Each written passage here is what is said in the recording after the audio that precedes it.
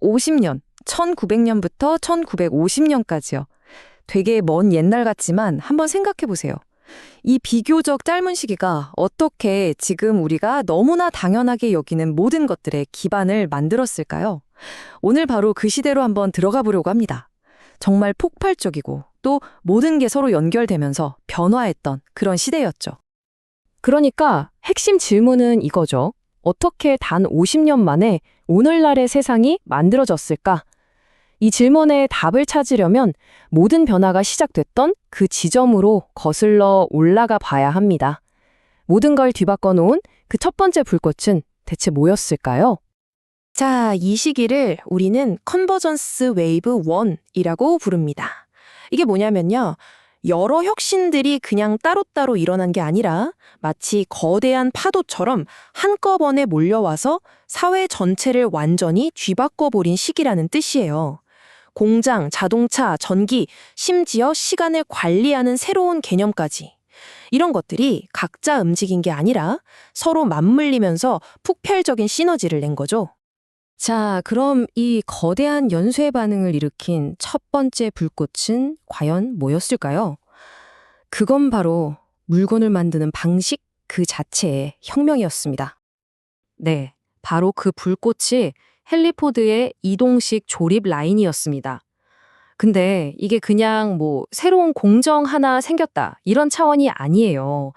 이건 산업에 대한 생각 자체를 뿌리부터 뒤흔든 말 그대로 패러다임의 전환이었어요.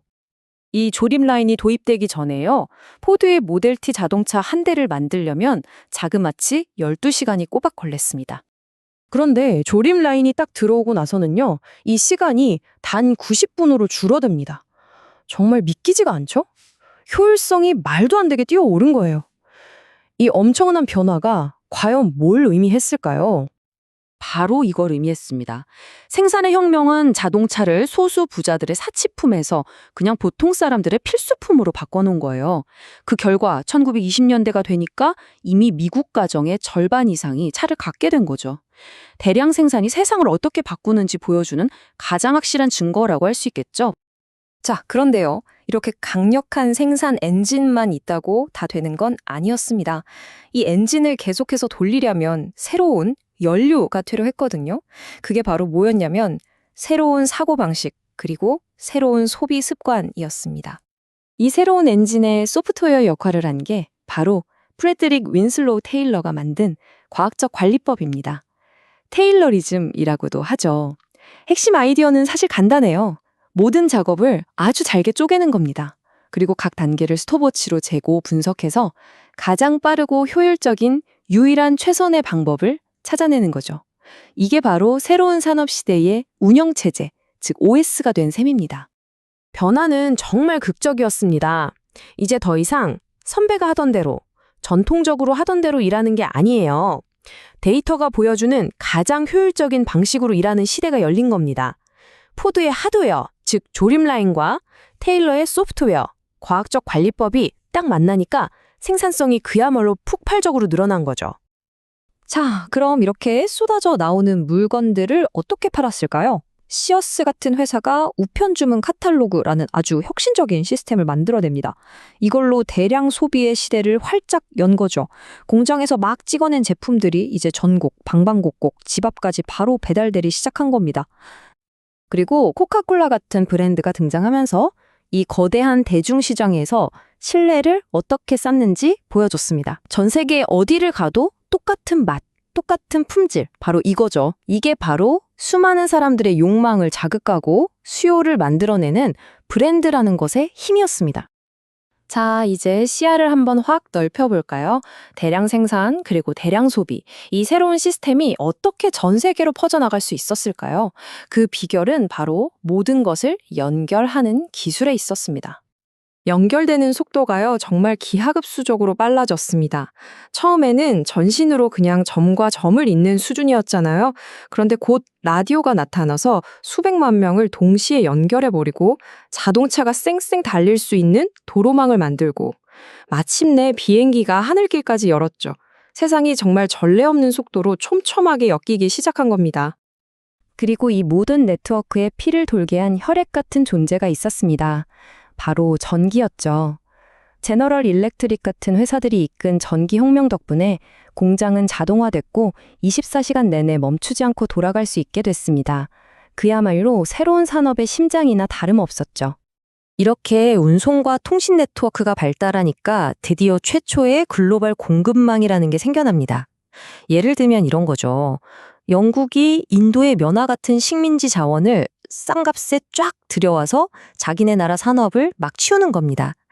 덕분에 산업 국가들은 더 빨리 성장했고 세계 경제는 이제 좋든 싫든 하나의 거대한 시스템으로 묶이기 시작했습니다. 자, 이 모든 혁신들이 한데 모여서 만들어낸 최종 결과물, 사회적으로 가장 큰 변화는 뭐였을까요? 그건 바로 인류의 삶의 터전이 시골에서 도시로 완전히 옮겨간 현상이었습니다. 공장이 마치 거대한 자석처럼 작용했다고 생각하시면 돼요. 일자리를 찾아서 수백만 명의 사람들이 시골을 떠나서 빠르게 커가는 도시로 몰려든 겁니다. 이 시대는 말 그대로 거대한 인구 이동의 시대였어요. 인류의 삶의 풍경 자체가 농촌에서 도시로 완전히 뒤바뀐 거죠. 그 규모와 속도는 정말 상상을 초월했습니다. 보세요. 1900년대 초반에 뉴욕이나 런던 같은 주요 산업도시들 인구가요, 불과 한 세대 만에 2배 이상 폭발적으로 늘어났어요. 도시는 말 그대로 터져나가고 있었던 거죠. 이렇게 갑자기 불어난 인구를 감당하려면 도시 자체가 하나의 거대한 기계처럼 정교하게 만들어져야 했습니다.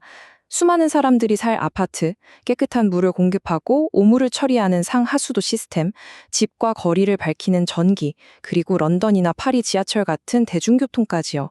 우리가 지금 당연하게 생각하는 현대 도시의 필수 인프라가 바로 이때 다 만들어진 겁니다. 자, 이제 정리를 좀 해볼까요? 이 혁신으로 가득 찼던 50년이 오늘날 우리에게 남긴 전 과연 무엇일까요? 결론은 바로 이겁니다. 대량으로 물건을 만드는 시스템, 전 세계를 하나로 잇는 네트워크, 그리고 도시 중심의 문화. 컨버전스 웨이브 1의 이 세 가지 핵심 기둥이 바로 지금 우리가 살고 있는 이 세상의 기본 설계도를 만들었다고 할 수 있습니다. 마지막으로 여러분께 질문 하나를 던지면서 마무리할까 합니다. 경제학자 제러미 리프킨은요, 거대한 산업혁명은 항상 새로운 에너지, 통신, 그리고 운송 기술이 하나로 합쳐질 때 일어난다고 주장합니다. 자, 그렇다면 오늘 우리가 살펴본 이 컨버전스 웨이브 1에서는 구체적으로 어떤 에너지, 어떤 통신, 어떤 운송 기술이 만나서 이 모든 변화를 만들어냈을까요? 여러분도 한번 곰곰이 생각해 보시면 더 재미있을 겁니다.